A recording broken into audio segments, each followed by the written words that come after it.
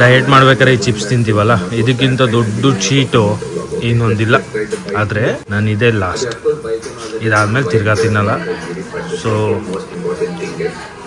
My last packet of Max protein.